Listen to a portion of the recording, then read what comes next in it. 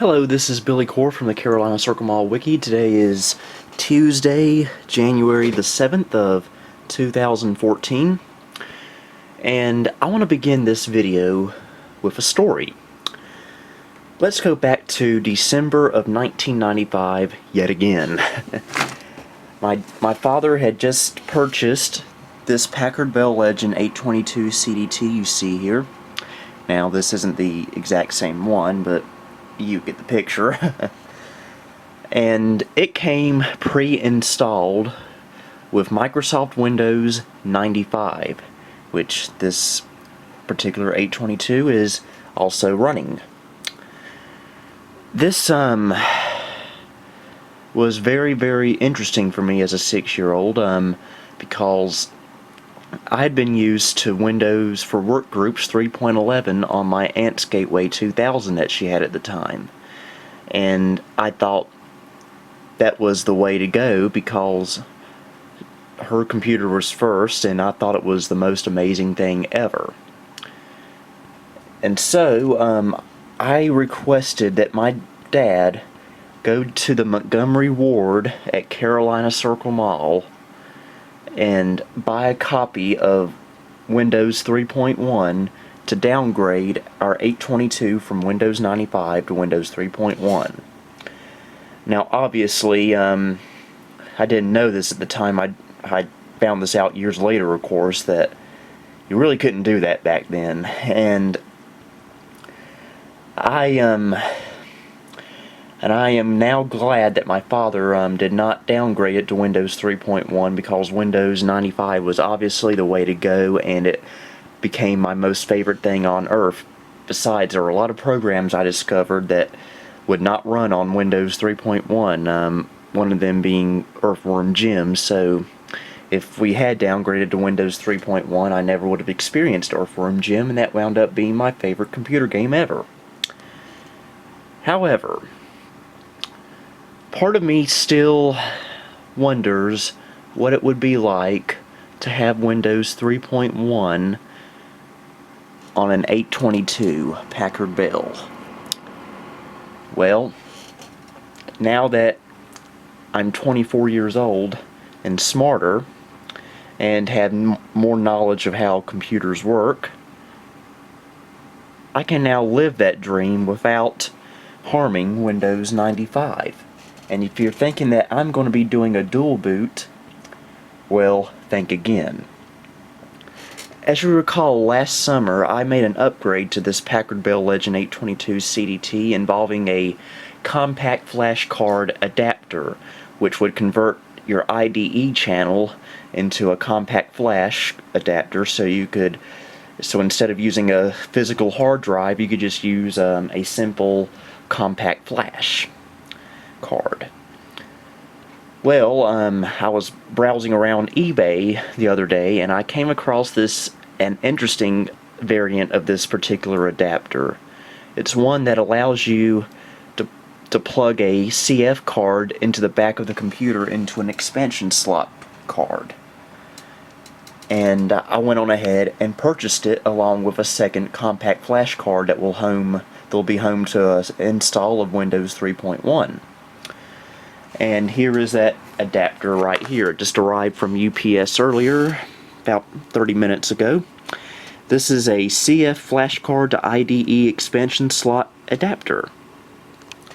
Supports 40-pin and 44-pin IDE connectors for any computer case, mini computer, embedded system, IPC, and rack mount case.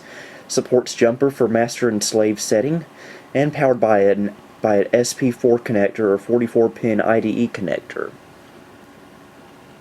And it's manufactured by StarTech.com, making hard to find easy. Now, isn't that nice of them? So we will open the box here and see what we got. Oh, I had to buy one of these for the adapter I already have in here. It's a little adapter that will convert a 5 1/4 style Molex to a 3 1/2 style Molex. So now I got a second one of these. And here is the adapter itself, along with some simple instructions. But let's see if we can get it out of this Ziploc. And here we are. It's just it doesn't plug into like a PCI slot or anything. It just screws into the back of it. It has all the connectors you need, and this is where the card slides into. I apologize. As you know, most of the eastern seaboard of the United States is going through a very, very serious Arctic blast. In fact, the temperature here is only like 15 degrees, and this is North Carolina, so that's very unusual here. And with that comes dew points in the negatives, so my nose feels like crap right now. But I digress. So, we are going to shut down the Packard Bell. And we're going to add it into this. And with this, we will be able to hot swap between Windows 3.1 and Windows 95. So let's begin. Now, another reason I'm doing this upgrade is with this adapter, I'll be able to easily take these cards out and make recovery images of them, because I do so much with this computer, especially with Windows 95, that I sort of don't want anything to happen to the installation that will screw it up for life, because I've had this installation for almost a year, I suppose, and I don't want to have to do it all over again, if you get what I'm saying. So I installed a copy of, oh good grief, just as tradition, there's Chris Rogers messaging me. There's a oh great, thanks Chris, for what I said. On my main computer over here, I installed a copy of Norton Ghost version 15 that I should be able to make an image of these compact flash cards simply by placing them in the compact flash slot on the front of the computer on the card reader, and just make full disk images of them for backups. So hopefully that will work. Well, I've never done that before. I don't know if it'll work with a compact flash card or not, but I guess we'll find out later. But anyway, let's pry this open here. Screw number 1. Put these over here on this little desk. Get this one down here. That first one I didn't need to unscrew, actually. I just need to take take one of the panels off. I don't need both. Alright.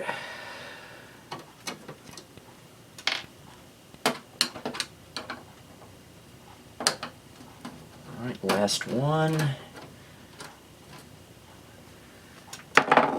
Okay. I should have had this facing the other way, but so I can switch it around, put it up here, and hopefully my secondary LCD monitor doesn't go crash into the floor. Almost did just there. Okay. There we go. We are in, folks. We are in. Set it down here. Okay, let's see if how it's showing up on camera. I'm gonna take it off the tripod for just a second here. Show you what we got going on in here.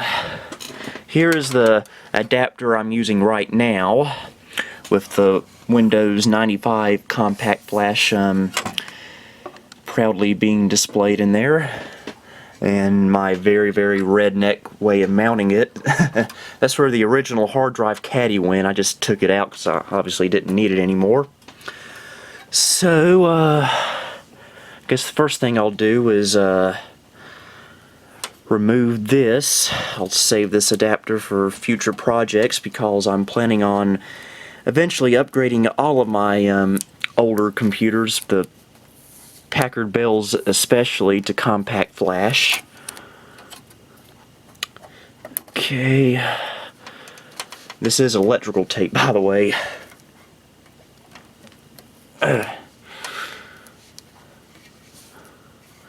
Okay. Slowly but surely. Alright. See if I can just... okay, it's still going down the other side here. And we got it.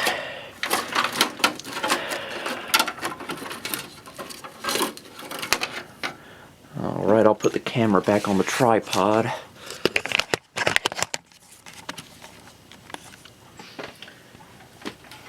Okay, we'll unhook the IDE, unhook the power, and there we go. Take the rest of the tape off.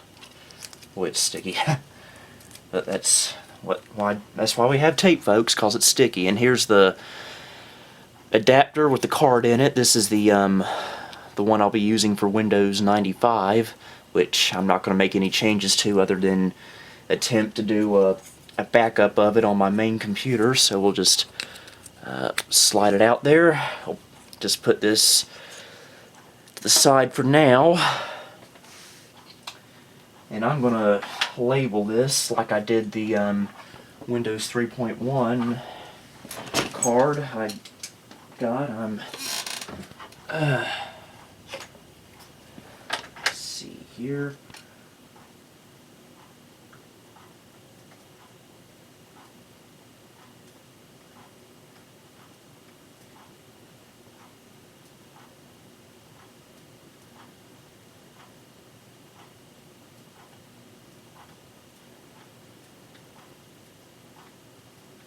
And there. Here is both cards. Both of them are exactly the same. Both are 2 GB Transcend cards. I labeled the back of each one so I'll know what they are. And I guess the next step is putting the new adapter in there. So I will I think I'll put it right here. I think 2 below the sound card. So I'll take this slot blank out.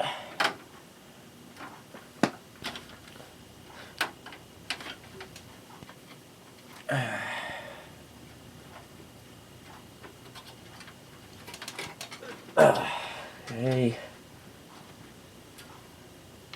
There we go. There's a little bit of tape left in there.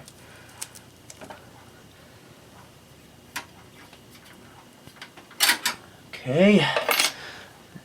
Now here's the new adapter. Oh good, I was afraid it was going to have an LED on the back of this, which would get kind of annoying at times. First of all, let's see if this will actually work.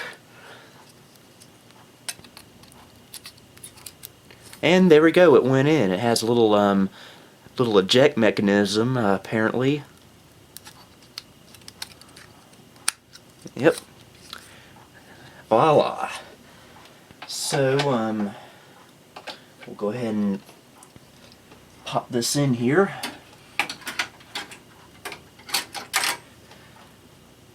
Let's see.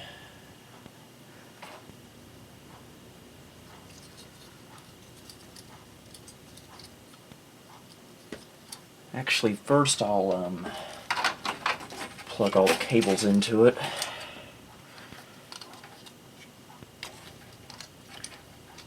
Alright, IDE, now power.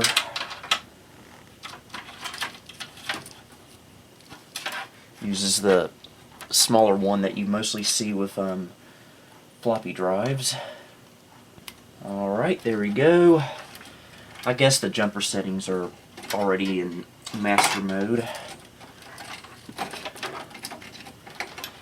I hope this works. Just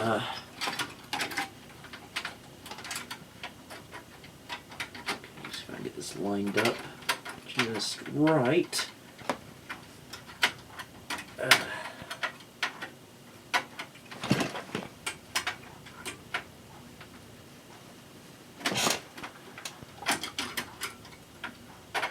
Alright, come on. I'm trying to guide it into the slot here. A little bit OCD at times, so it has to be just right.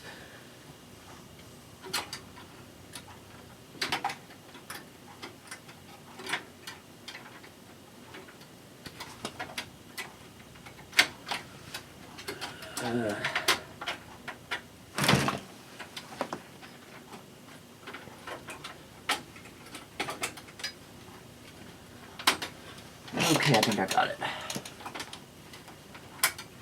Maybe not.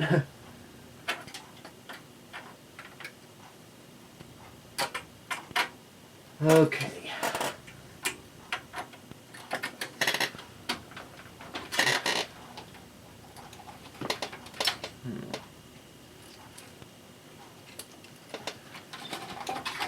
This is exciting, folks, isn't it?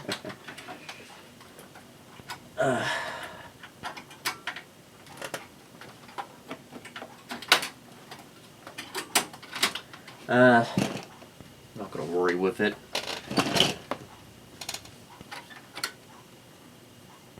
I'm just gonna put it in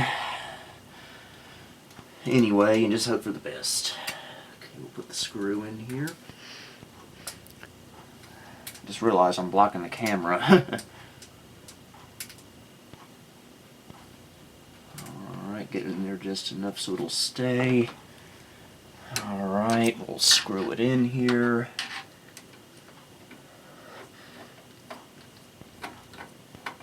By the way, this card I bought, I'm putting in right here, was like, I think $20. And the seller has like 10 more of them, so just search for these on eBay if you want one. If it works, like I hope it will, or else I'm out 20 bucks, it will be a very, very worthy upgrade. And I think we got it. Okay. It's not in there like I had wanted, but actually it's not in there at all. I'll be right back. Okay, I got it in there perfectly with a little bit of good old-fashioned force.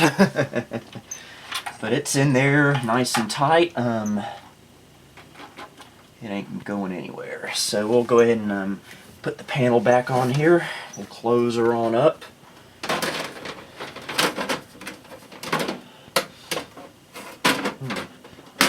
I'm shutting this computer up without testing it first.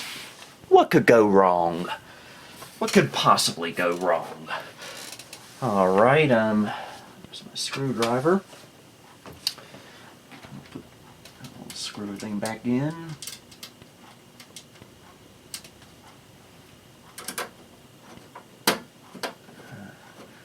Oh yeah, that's the screw that never likes to go in just right. Forgot. Okay, we'll try this one. I think all the screws in this particular... Oh yeah. We'll just bypass that hole for now.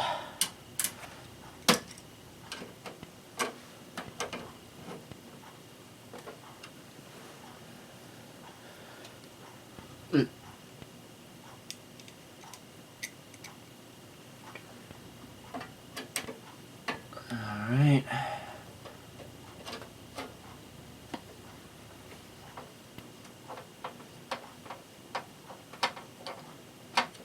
Okay, we're getting there.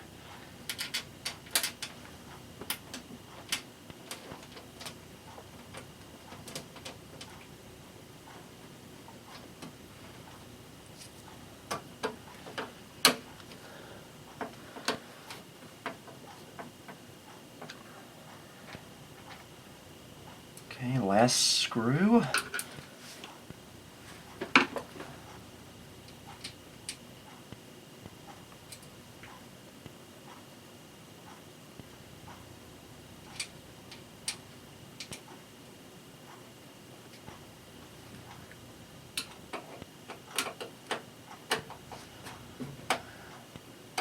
Go. And we're done.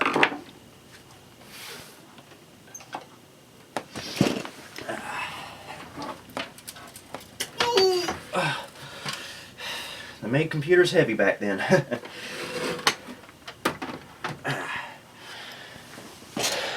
Alright, we'll take a look at what we got here. Here's the new adapter. And pretty much what you do, we'll take this right here, the Windows 95 one. And it's keyed, so you can't put it in backwards like I'm doing right now apparently, so it just slides in like so. Or not.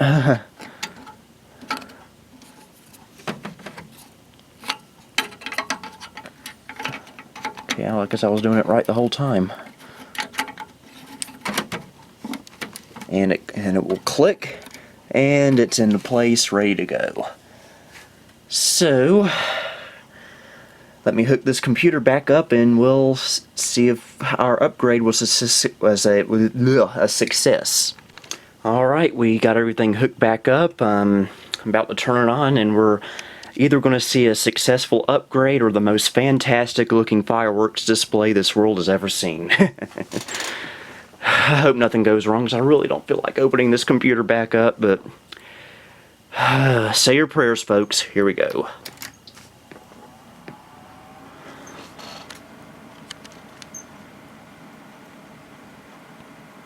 Okay. Well, we didn't derp the motherboard out, obviously. Okay, come on, camera, focus. Oh, good, it found the disk.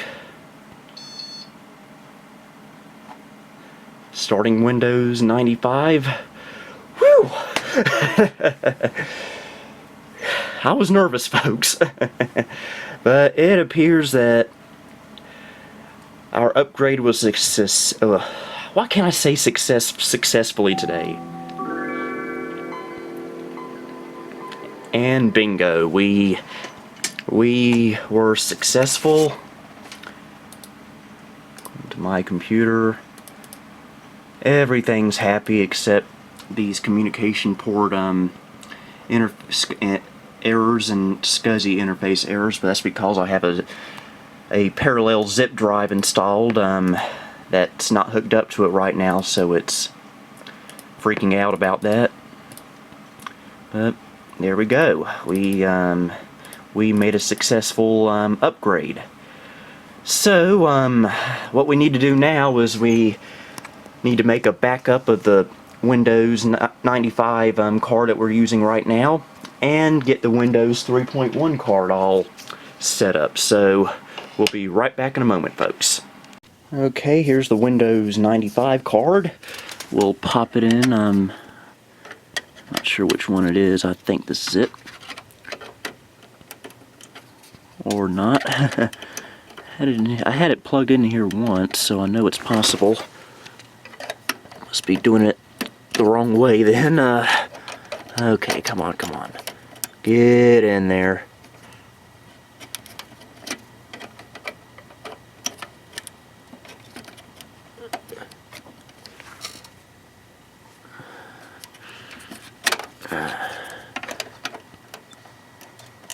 I'll be right back, folks. Okay, I got it in there, and it's seeing it as a removable disc. We'll open it up.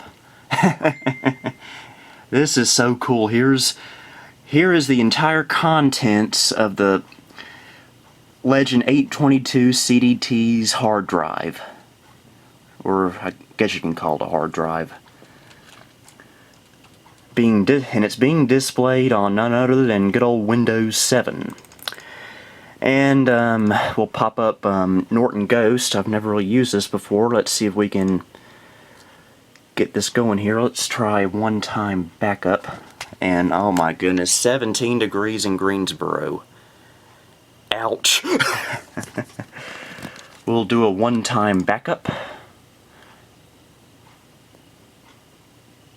A one-time backup is not safe. Only the resulting independent recovery point.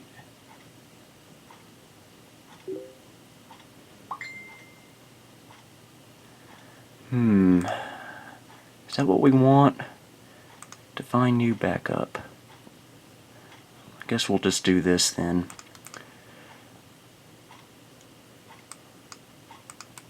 It's not seeing anything. I will be right back, folks. Okay, I got it working with a simple reboot, but we have another problem here that may end this little escapade as far as backing up is concerned. Norton Ghost seems to only work with physical hard drives. It's only seeing the physical hard drives I have connected to this computer, so yeah, I might be looking for another program to be doing this with. So I'm going to look into this little situation. I'll be right back. Okay, I think I found somewhat of a solution. I forgot I have a copy of WinImage, which I typically use for floppy disks, but apparently you can also make images of removable media. So I'm going to make an image of this. I made a special folder on my hard drive, Legend 822 CDT Backups, and I'm going to name this Win951714. And let's see what happens. Alright, it's reading the disk, so that's definitely a good sign.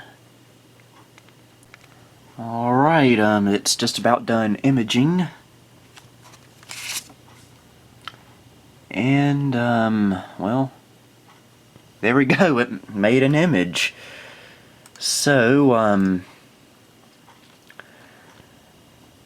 I can now have regular backups of the 822, which is a really, really good thing to do.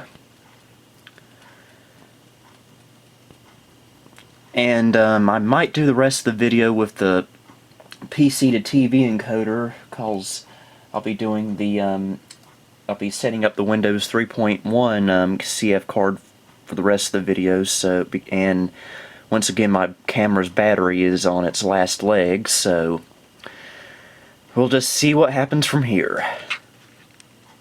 I decided to use the video camera anyway. I found an extension cord and was able to plug the charger up to it, so we'll be able to record as long as the SD card has, which is 54 minutes, so got my Windows 3.1 Master CD from 1995 and my Windows 3.1 Master CD boot disk. We'll stick that in there, turn the monitor back on, and let's realize the childhood dream I once had.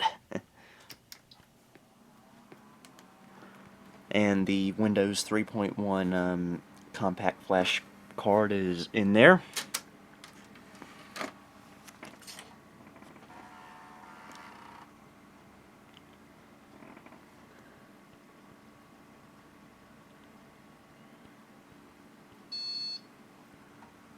Alright.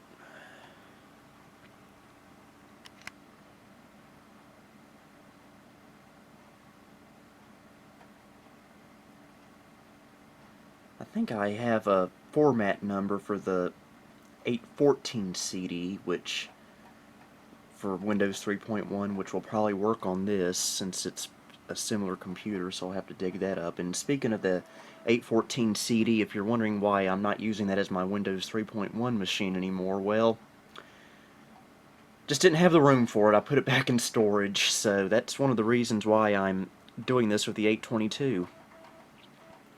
And plus, having only one Packard Bell in service makes me appreciate it a little bit more.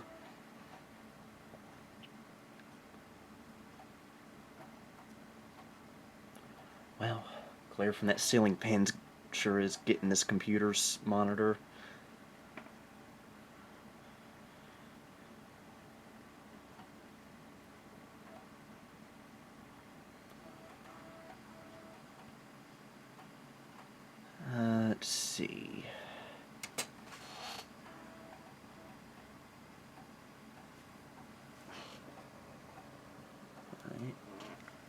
And here's the main menu. I'm actually going to exit out of this, remove the floppy drive, do this, do an abort, or no, probably a fail.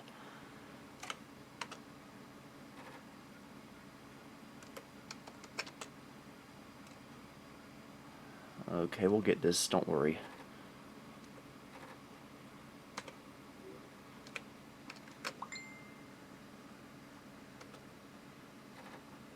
Okay. Hold on here. Okay, there we go. You have to do this without having it reboot, so I'm going to go into FDIS and just make sure, look at the partition table, what it's like on this compact flash drive. Okay, let's go into display partition information. Okay, we got one. We might be able to work with that. So I'm gonna... Okay, let me think. Should I... Yeah, I'll just leave it as is. We'll reboot it again. This time with the PC to TV encoder. Be right back. Alright, we're now live via the PC to TV encoder. I rebooted again. Chris, please stop messaging me. Okay, let's format the hard drive, or compact flash card, I should say.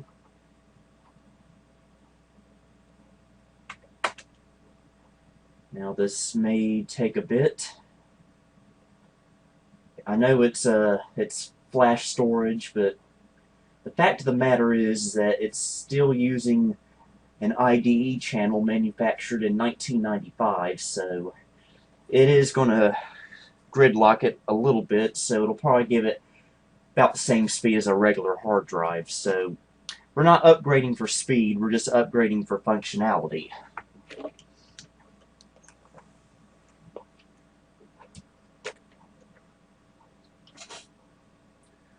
So I'm going to pause this and we'll be right back. And we're back. I'm a little bit concerned now because 2 times during the formatting I got those errors that said trying to recover allocation table or something, which a lot of times spells bad news, but usually when I've dealt with that, it's usually been a lot worse. Sometimes I can't even format it because of that, but this time it only did it twice, and I was able to get through the whole procedure, so we'll just cross our fingers and hope for the best. So we'll now do the restore process. I may have to pause again while I look for the format number I want. So I'll be right back. Alright, I got the number. It is 555618. And here we go, folks. We're doing the restore now. Crossing my fingers, those format errors were worrying me. And it's still worrying me a little bit, so all we can do is just hope for the best. So, yeah. I will pause this while it does a restore process, and we'll be right back. And the restoration was successfully completed. So, yay, restoration. So let's see if we can get out of all this.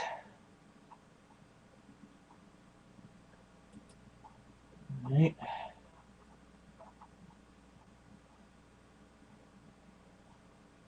Alright, we'll go ahead and reboot the computer. And, ladies and gentlemen, let's realize that dream I had at age 6.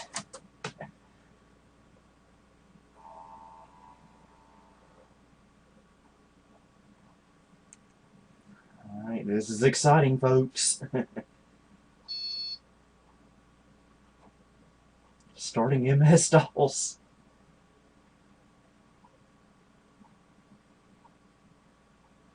Okay.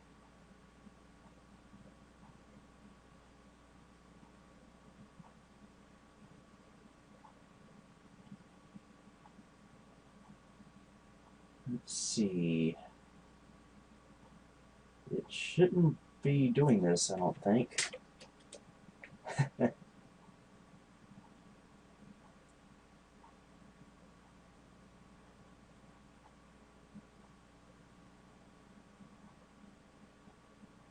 I will be right back. Okay, so unfortunately my computer decided it did not want to record the audio of my voice for this part of the video, so I'm putting this in post-editing. Basically what went wrong was the partition that was already on the compact flash card was not agreeing with the computer, so I had to go back in and do the whole restore process over again. So by deleting the partition completely and creating a whole new one, and that fixed it, as you will see in a few moments. Glad I was able to figure that out. I was very worried. For one thing, the restore went a lot faster, and as you can see here, I was really excited to see this be a success, because this is the first real boot into MS-DOS 6.2, and I was very, very excited to have this accomplished. I was very worried about it at first, that something was wrong with the compact flash card I had bought, so I was very, very relieved to discover that my money was well spent. So I was very, very pleased with the results for this. And the audio will be returning in a few moments, so I will go ahead and end this little bit of audio right here. So catch you in a second.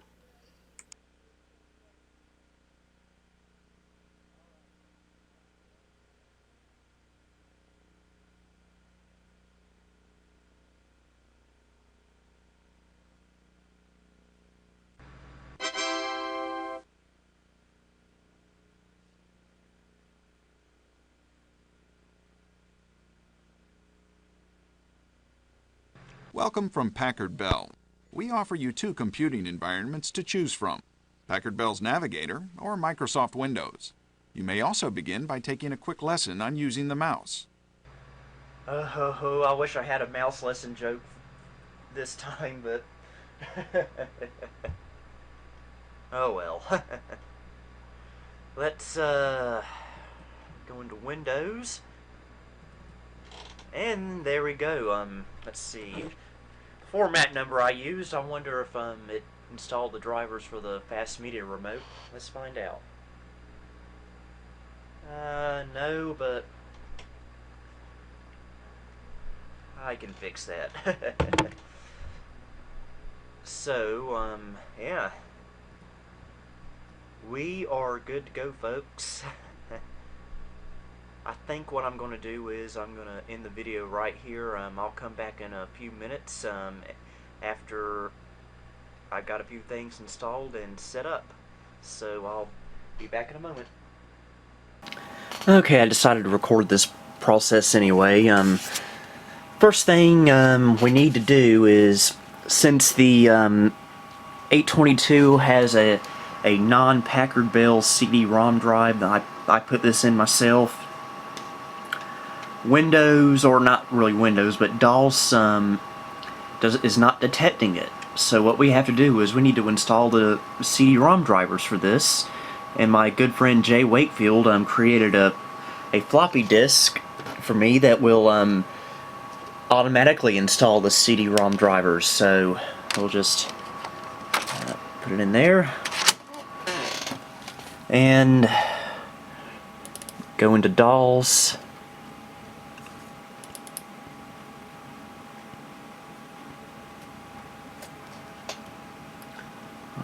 Alright,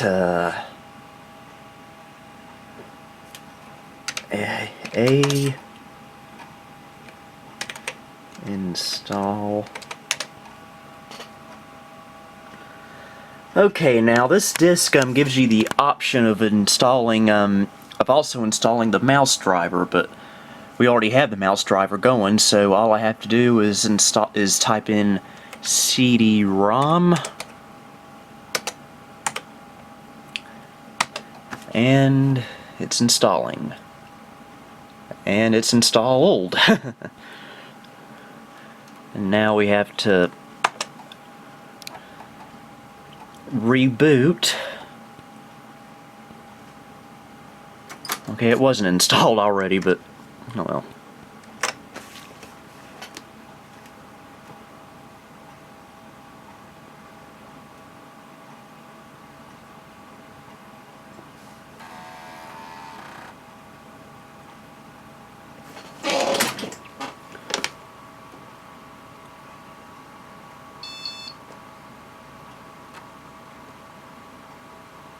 Alright.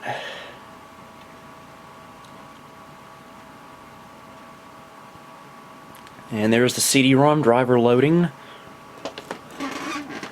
Now, a lot of times, with these types of setups, Windows likes to, or DOS likes to load messy decks after Windows has started, so it doesn't load until after you close out of Windows. Let me make sure we have a CD-ROM. Just as I was afraid of, so I got to make a few adjustments here. You can see there now it loaded the driver. So we got to go into the edit prompt on DOS. Come on, focus.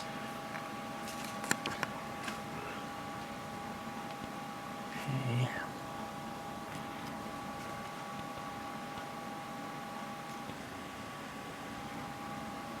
Alright, edit, I think it's auto exec that does this. .bat. Yeah, we have got to move this without doing that.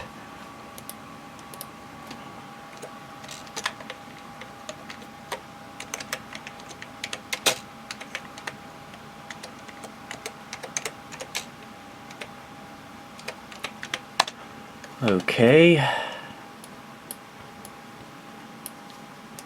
Cut. Right, we gotta move that to this line right here before Windows loads. And there we go. Alright, we'll reboot again.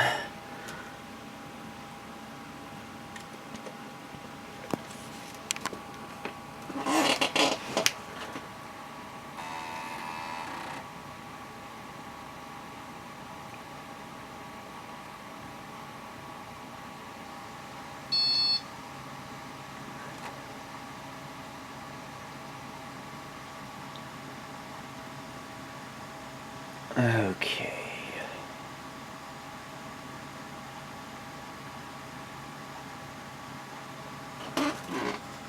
It should have worked this time. Let's see. Yep, we have ourselves a working CD-ROM drive now. Now, there's no sound right now. I think that's because I was fiddling with some sound settings a while ago. Let me open up Audio Station. There we go.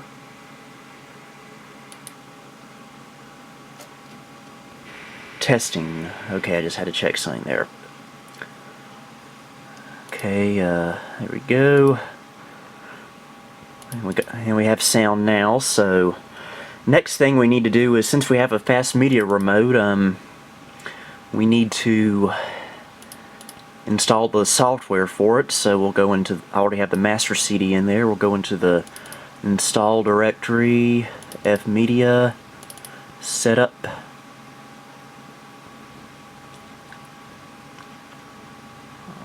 Alright, the Fast Media Setup program, we'll hit continue, and away we go. Alright, let's restart.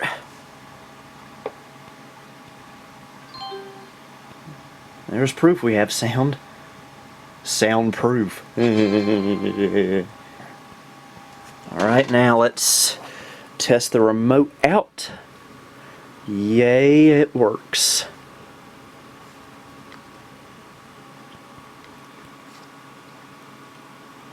Alright.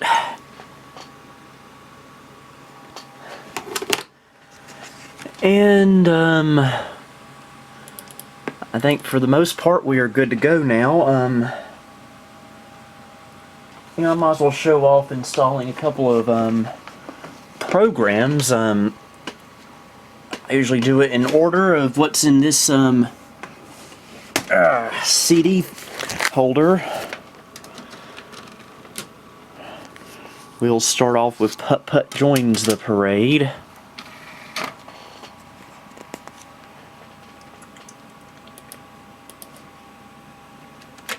Okay.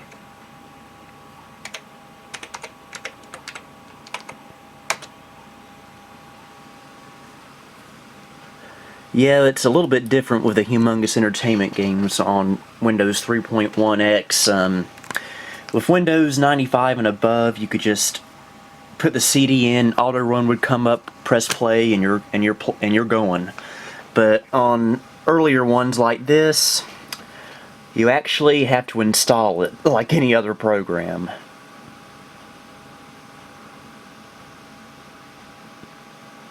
Alright. Alright, Putt Putt Joins the Parade has been successfully installed. You know, I was a member of this, the Junior Adventurers Club. I was a member of that back in the mid part, I guess, of 1996, and you see those newsletters there? You would always get those in the mail every month or so, and I wish I still had some of those, because they were amazing. And if anyone has some old Junior Adventurers Club newsletters lying around, please let me know. I wouldn't mind having a copy. And their big main mascot was none other than Fatty Bear. So we'll, guess I'm not going to restart yet. Alright, I usually would install the other Humongous games, but let's see here. I'll actually be right back while I install the rest. Well, it's several hours later. It's now a little after 9 o'clock, or I mean, 9 o'clock p.m., as they say in the playroom. But, I got everything officially set up right now. I got Windows 3.1 going, so let's take a look and see what it's like.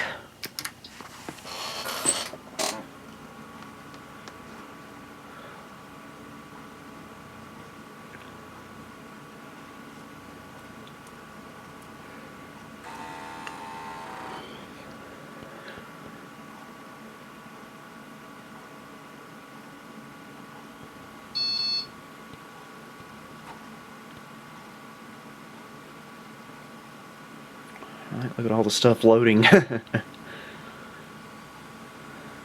And here we go.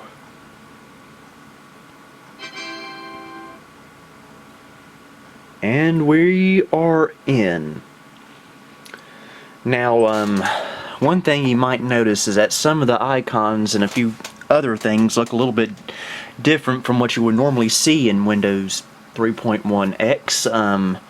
That is because I installed a little program called Plug-in for Windows version 2.5 from 1995. It's basically a little add-on that gives Windows 3.1x quite a bit more functionality. It adds a little memory counter and resource meter there on the top right, and on the top left you get a clock. And it also changes a few other things, like you press that and you're immediately in a DOS prompt. Okay, we'll switch it to window mode. That's much better.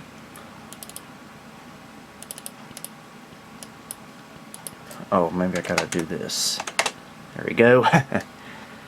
And it gives you like a clock alarm. What else? And gives you a button that takes you straight to File Manager. Direct access to accessories. And a lot of other things. For one thing, you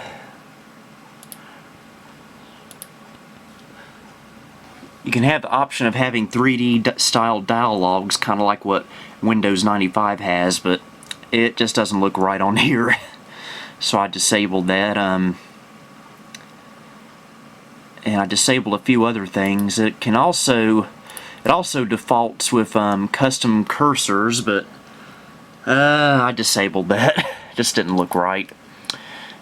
And it also, what was that? That was driving me nuts. Oh yeah, it also changed all the icons on Program Manager. And for all the groups, it all looked kind of crazy. So now it's only a couple that look crazy, which is a lot less crazy for me.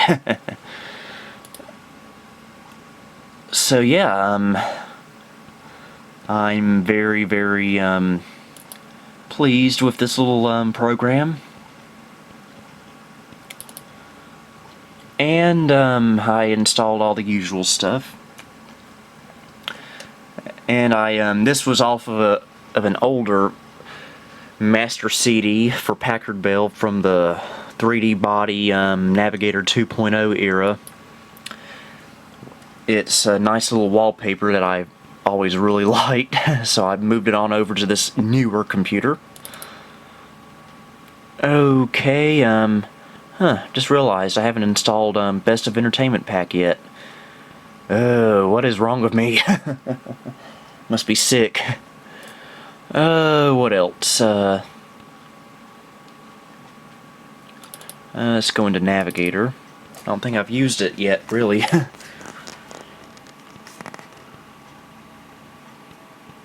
Welcome from Packard Bell. We offer you two computing environments to choose from: Packard Bell's Navigator or Microsoft Windows. You may also begin by taking a quick lesson on using the mouse. And you can take that lesson using the mouse by using a touchscreen computer, as you saw in a video of mine from last week.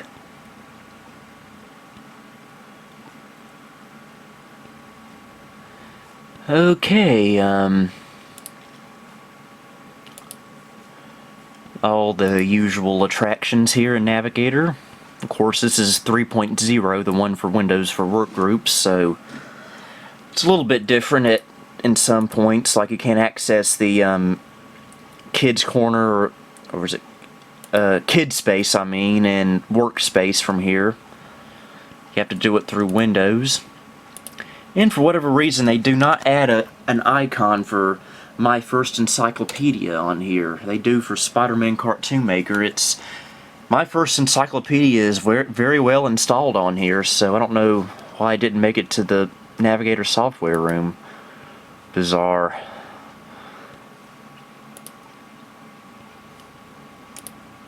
Yay, paintbrush.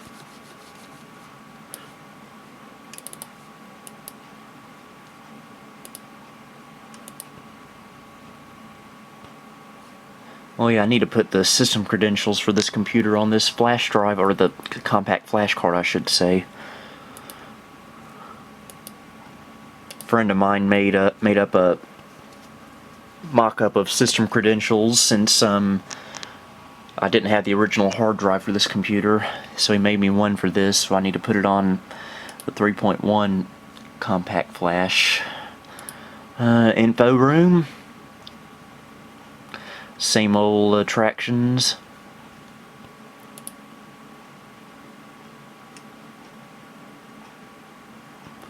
Look at all the manuals.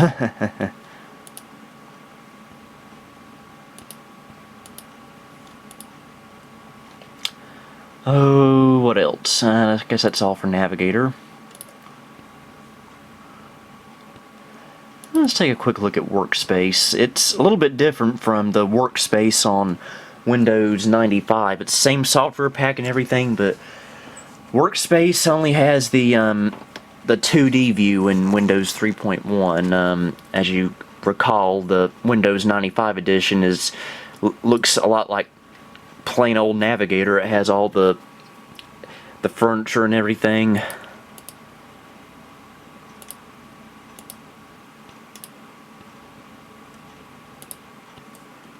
Okay, how do I get out of here? Oh, that.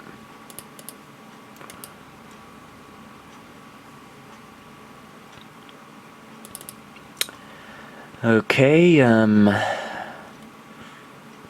what else do we got going on here? Well, we got Word 6.0 installed.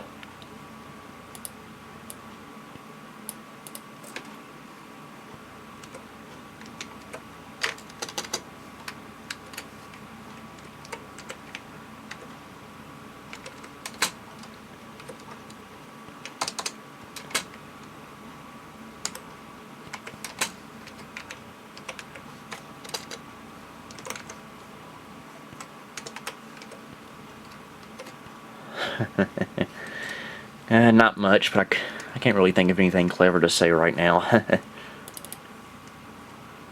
No, I don't want to save changes to document 1. Oh, we've got to do a canyon test.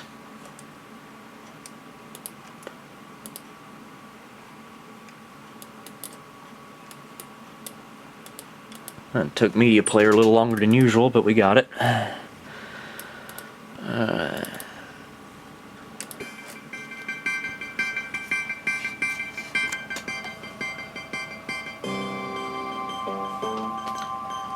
I don't understand how, even though Windows 3.1 and Windows 95 both use the exact same sound card, I guess it's a software difference, a very slight software distance, I imagine.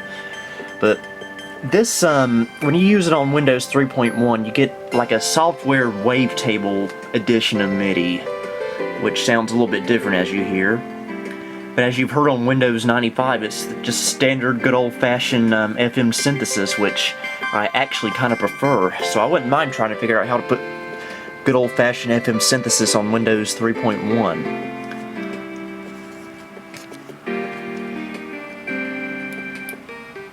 Because I haven't been able to find any settings to change any of that.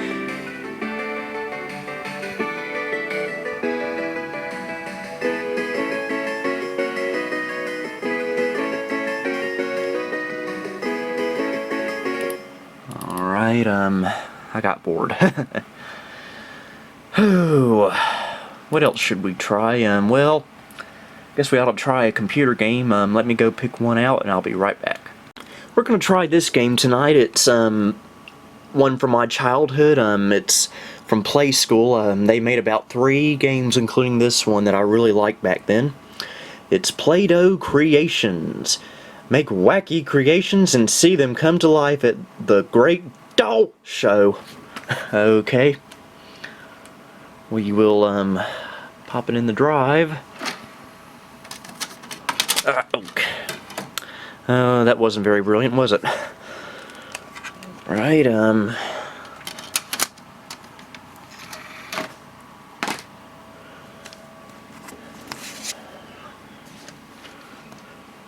Right. Okay. Play-Doh Creations. Oh gosh. Who here remembers this from the days of Windows 3.1? The WinG display test. Boy, will this mesmerize you after a while if you're not careful.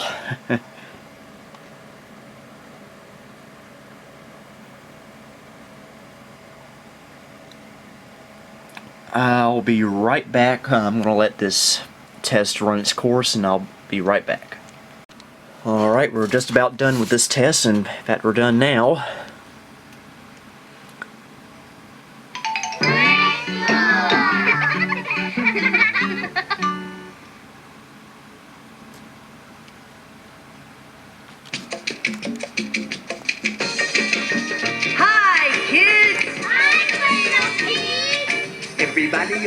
That voice sounded way too old for that kid. Alright, You can make different kinds of Play-Doh creations in each of the island's play centers. Where would you like to go? Oh. Don't ask me so many questions. Oh. What do I want to do? What do I want to do?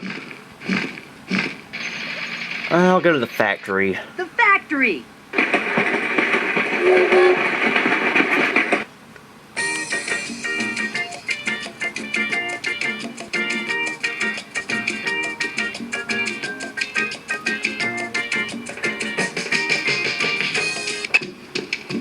Pick a thing to make, load up a can of Play-Doh, squish it all out, and look at what you made go. That was a nasty noise. Okay, apparently we can make stuff. I'll go with the car, which is already selected. My car is red-ish, so I'll go with red, which is already selected. Wait a minute, what kind of noise was that? Red. I don't know why that's so funny. Red. Or red. Red. Red. Red. Red. Oh, good grief, do I need a life. Okay, anyway, we can, dispatch or dispense of our Play-Doh.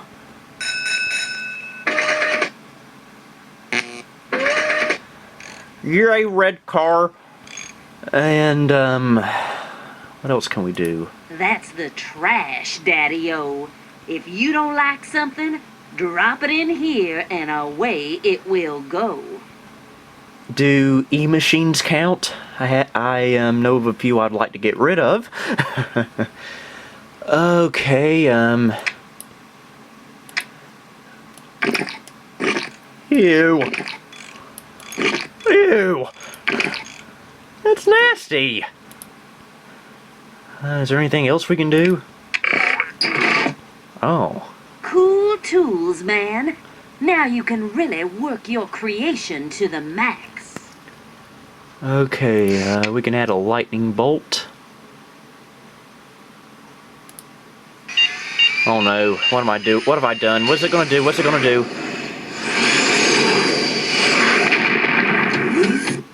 I had a feeling that design was gonna bomb. Okay, apparently I shouldn't have done that. Let's see what this does. Oops. There we go, that fixed it. And we'll add a... Ew! Ew!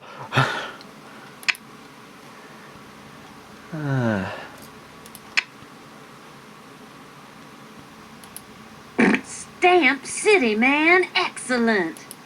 I know what they are, young lady. You don't have to remind me.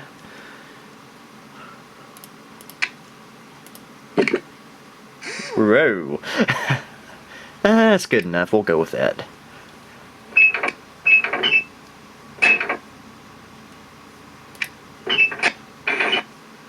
Okay, I think this is... Let's get busy.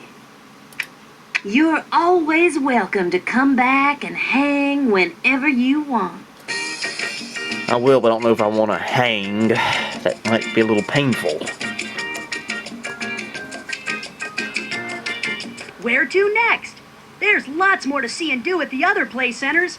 Or you can go to the theater to put on a show. We'll go to the theater now.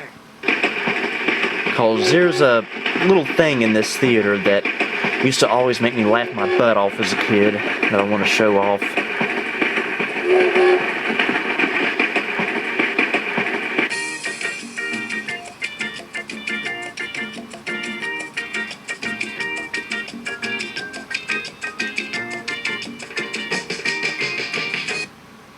Welcome to the Plato Island Theater. This show is going to be really great. Let's get started. Select a creation from one of the side windows. There's the car we just made. Forgot exactly what you're supposed to do.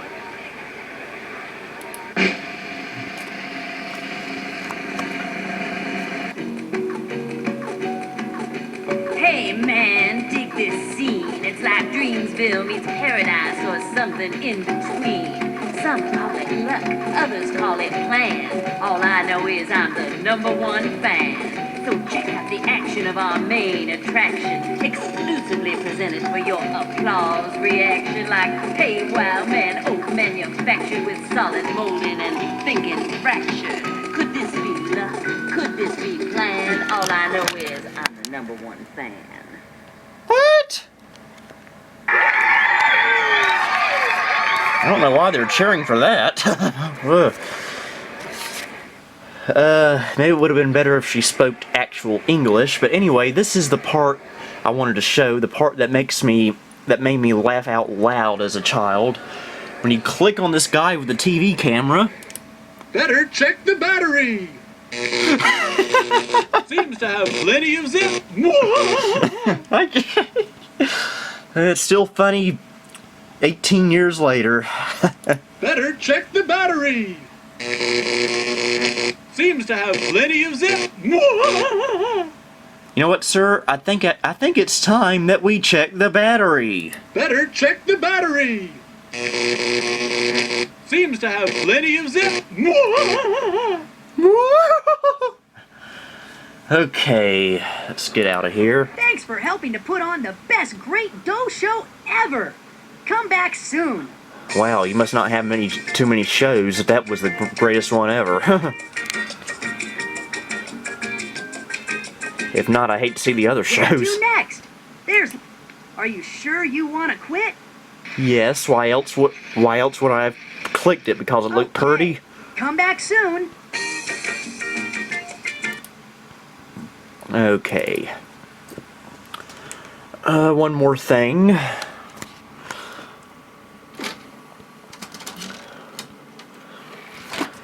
Oh, been having a good time with this program. That's right, folks, After Dark. See, I have it's After Dark 3.2. I have the regular After Dark stuff as well as Disney and Looney Tunes. We'll take a look at the regular After Dark crap. There we go. Okay, we gotta show this. Can't have After Dark without flying toasters, but let's do it like this.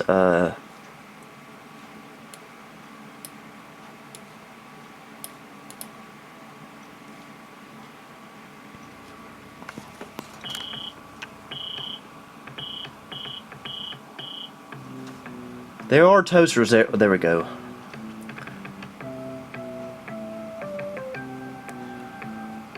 Smell of toasters in the air. When there's a job to be done, the flying toasters will be there. Okay, I'm not going to sing this anymore.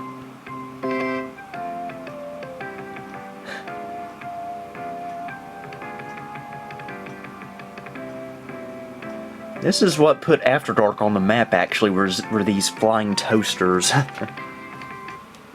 Okay, now, I know I'm gonna regret this. I haven't seen this one yet, but... Oh my gosh. Oh my gosh.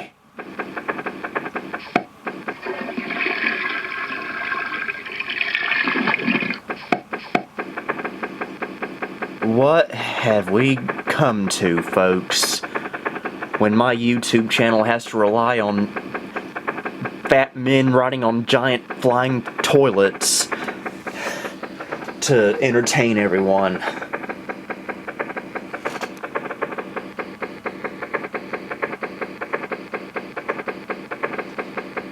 Before this gets any worse, let's end that one. And now, let's take a look at this. It's a mock DOS prompt. Even has an IBM style memory count, a toaster BIOS. Even shows the contents of your actual drive. And there's a lot of stuff.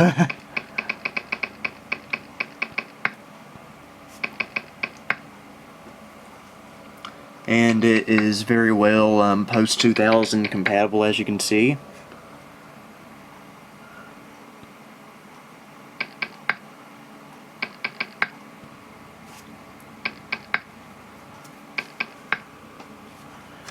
Okay, one more screensaver.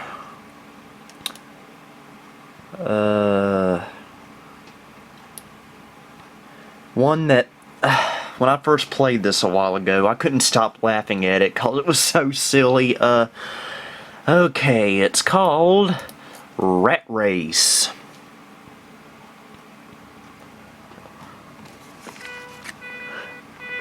Look how stupid this is. It's so stupid, it's funny.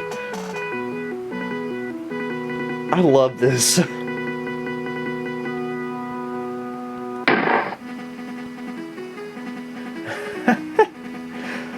My gosh.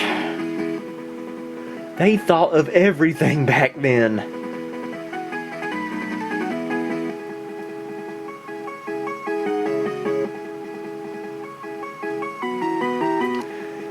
You know, there's a pricing game on The Price is Right now called Rat Race that works a lot like this.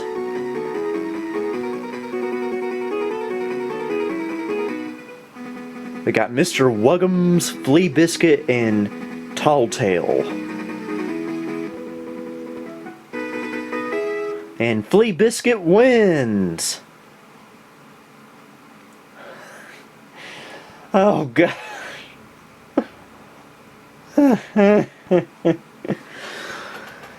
Ooh. And now, we're not going to have another rat race. Going to turn off Caps Lock because it's on for some reason. Go into Program Manager and go back into DOS.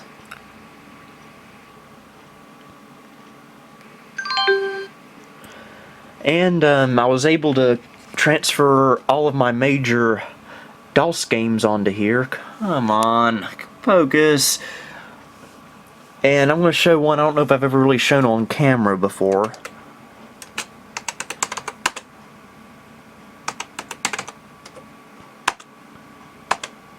That's right, folks. We're going to play us some Jill of the Jungle. This is a game that I actually did play back in the 90s. For a very short time in 1996, we got a copy of this game, Jill of the Jungle. It might have just been a demo, though. And I played it a few times, and I really liked it, and I forgot all about it until last year when I found a video about Jill of the Jungle from LGR, aka Lazy Game Reviews, and I immediately recognized it because I had forgotten all about it, found a copy of it, and here we go, folks, we're back.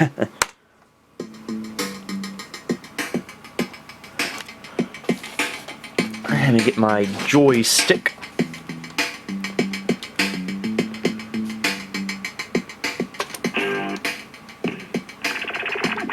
And again, great music in this game, and the music coming up is one of my favorites.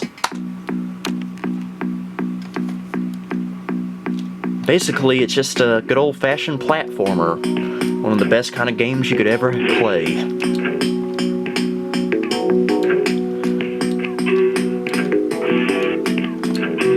And as you can see, I am playing a girl.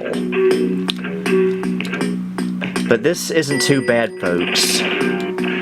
Wait until you see a video I have coming up pretty soon about a game I bought off of eBay.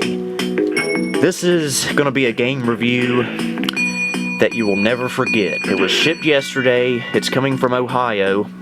Should arrive later this week, so maybe by the end of the week you will see probably one of the most different kind of games I have ever played.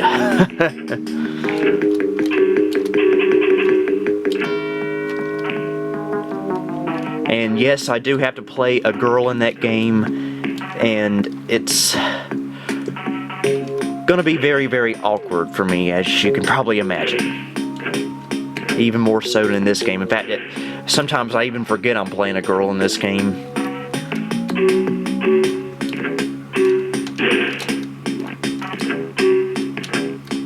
Okay. By the way,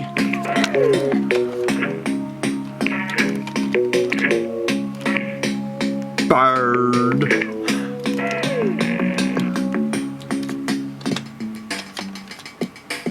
But yeah, this game's a lot of fun.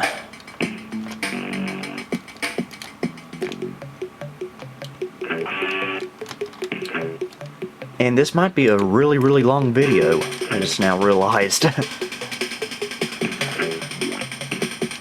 So I hope you guys don't mind sticking around all this time.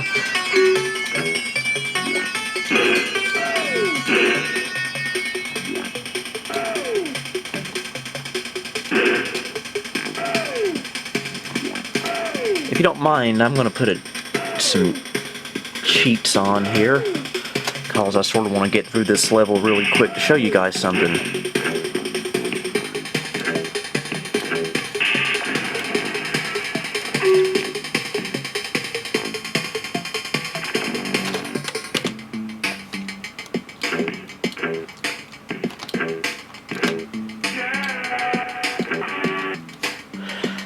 This is what I want to see. I want you to see. I've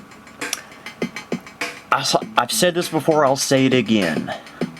Back in the 90s, computers, and computer games especially, had a sense of humor. And Jill of the Jungle was pretty much a full-fledged stand-up comedian. Every now and then, in the map screen, you will come across these billboards with news bulletins. News bulletin: superhero quits job. Today, world-renowned Mario resigned from his position as superhero at age 72. This is the latest event in an unprecedented chain of events caused by Jill's incredible popularity. We just don't stand a chance against her, so we are giving up, said Mario. We are not cool enough. Mario plans to return to his previous job, cleaning gorilla cages at the local zoo. And yes, that is the Mario you're thinking of. And this happens every now and then in this game. You'll see these news bulletins about other major video game characters quitting their jobs because Jill is just way too awesome for them. Just saw Mario. I think there's one that had Duke Nukem and a few others. In fact, you just missed it a second ago. Down here in the info things, it said, "Are you just going to stand there?" But we'll quit out of that. But yeah, a really, really fun game. Made by Tim Sweeney for Epic Mega Games, the same people that brought us Epic Pinball and Jazz Jackrabbit. And now, because I'm running low on memory card space, I'm going to show one more thing. And I will be right back because I need to unplug my camera from the charger so I can do this. Alright, we're back. Just to prove to you that we did not lose Windows 95 in this, here is the card that contains the installation of Windows 95. And we are going to swap it out on camera just to show you how easy this is. So, first of all, obviously, we need to turn it off. And hopefully I can do this with my camera in hand. We need to first, you can't really see it, but we're going to remove the Windows 3.1 card from the back here. There's a little eject button here. I press in and it gave up the goods, and here is Windows 3.11. And just to make it a little interesting, let's put that up next to the Windows 95 card. That's one we were just using. And here's Windows 95. So we'll pop this one in, hopefully without killing myself. It's a lot easier when you're not holding a video camera. Okay, gotta line it up just right, and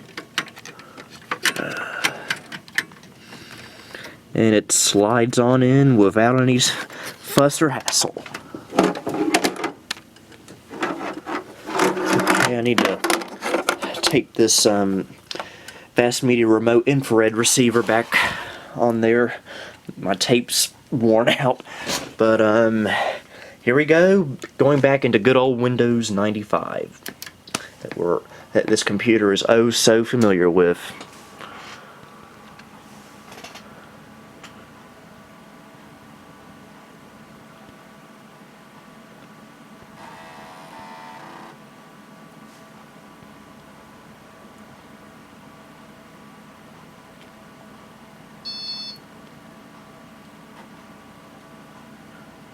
And here we go. It's that simple, folks. You know, in my opinion, if you have the capability of doing something like this, it's a little bit better than doing a dual boot.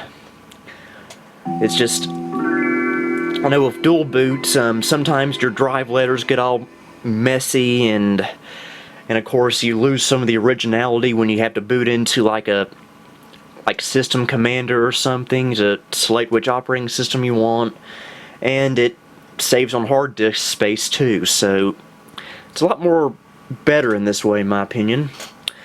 But as you can see, we are now back into the good old Windows 95 that we all know and love, and this is the exact same installation I've had on this computer since last April when I got this computer. And everything is in A-OK shape.